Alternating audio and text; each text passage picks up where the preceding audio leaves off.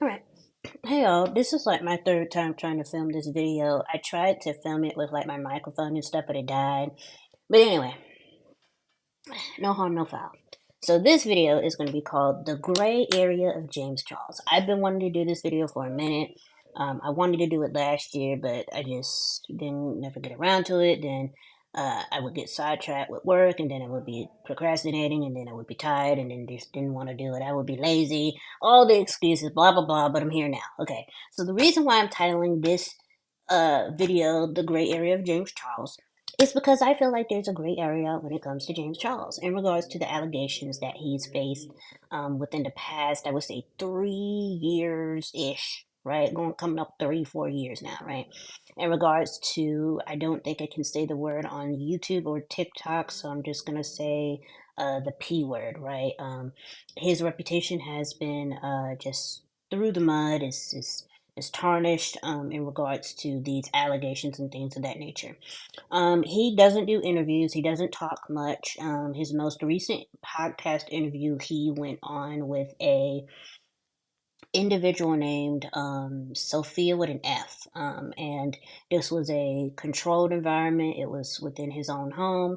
I believe he may have knew of this girl, acquaintances or friend or what have you. She went ahead and got right into it and spoke on the allegations right head first. She didn't really go in depth that much. She advised that what stuck out to her, I guess, was when the Cosmopolitan article came out last year. There was a portion in it that advised that when friends of his were asked about what he did, their most general consensus was that he did something, but they didn't know what. And she said that this is what stuck out to her.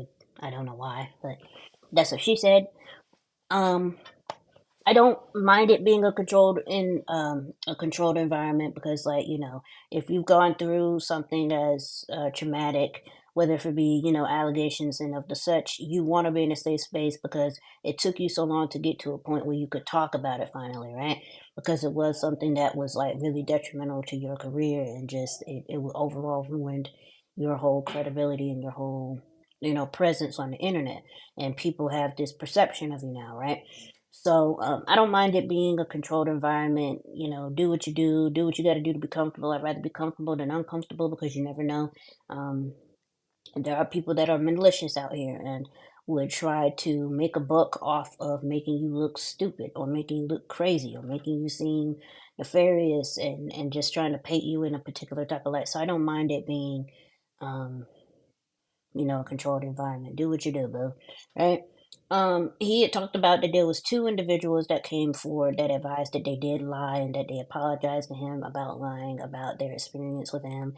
Back then, if you remember, it had to have been like what was it, like 2020, something like that, where you couldn't go like a day or a week without someone using the hashtag my experience with James Charles, my experience with James Charles. It was mostly centered on like Twitter, people would tell their stories, or Instagram. But the hashtag mostly was like heavily centered on like TikTok or whatever, what have you. Um, Twitter, TikTok, and Instagram. Sorry. And so you would have people come out and tell their stories, but as Twitter is very hard to kind of see what was a genuine story, who was just piling on, who was just trolling, what was real, what was troll, what was bandwagon, what was going on there. If you go back today, I think that thread is still there where there's just like a bunch of like, it's like a story and then there's like comments and then there's like other stuff grouped together. It's just very hard to decipher, and it's just a toss up when it comes to that thread alone in particular. He didn't really go into all the other slew of um stuff, and I guess because maybe there might have been some, they might have went ahead and did legal stuff with when it came to all of that. I don't really know. He didn't really specify. I don't see it for him to just pay off all of these random slew of people who came out and said they had an experience with him. Because it doesn't make sense to, for him to pay all these individuals off and still be able to have in the works a a line of products come out, because you wouldn't be able to sustain if you're paying these people a substantial amount of money, right? But if I'm a victim, right, and I say I had an experience with you and I had a traumatic experience with you, I'm not gonna want the money. I'm not gonna want a check. That's me. That's me if I'm thinking about it. Because money is not gonna heal you. The money's not gonna do shit for you, right? I would want to go and get my justice and spearhead this so that I know that this man can't do this to anyone else as he did to me, right? I would go get my parents, get legal counsel, representation, take it to court, win, do what I need to do, spearhead this, make sure that people know to steer clear of this individual, make sure he doesn't have a platform, all these things, da da da da da, yada yada yada.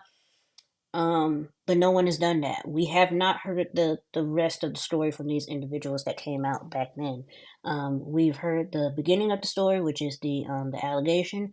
We've heard the climactic part, which was, they showed their evidence and things of that nature, such as like text messages or screenshots, photos, and things of that nature. But we haven't reached the end of the story. So I'm wondering, like, where is the end of the story for all of these individuals who advised that they had an experience with him, and when is he going to have a day in court, right? Like, after all this time, this man has not stood before a judge. This man has, as far as the internet is concerned, he's not been officially investigated. He's not had a day in court. None of the individuals from back then, all of the slew of individuals that came forward, we don't know what the rest of their story is. They came up here, they told their piece, they said what they were gonna do. My apologies, y'all. I'm back.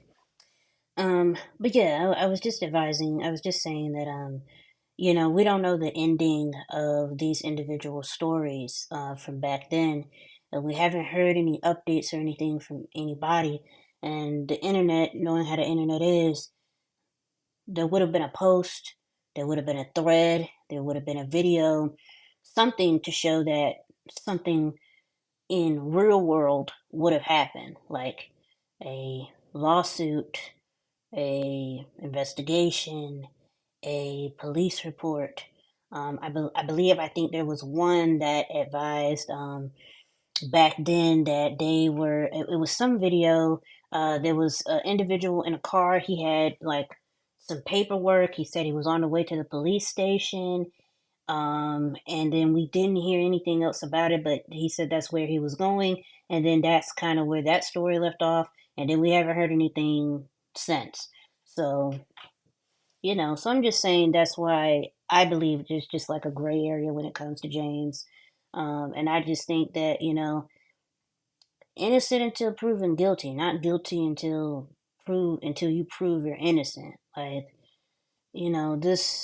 this new way of, like, when the allegation comes and you have some form of evidence, but it's by way standards of the internet. The internet is not sleuths, they're not detectives, they're not the police, right? Real world investigation and detectives have to do their due diligence and see what's really going on here, right? And until that happens, he's still innocent until proven guilty in my book. Because where's the rest of the story?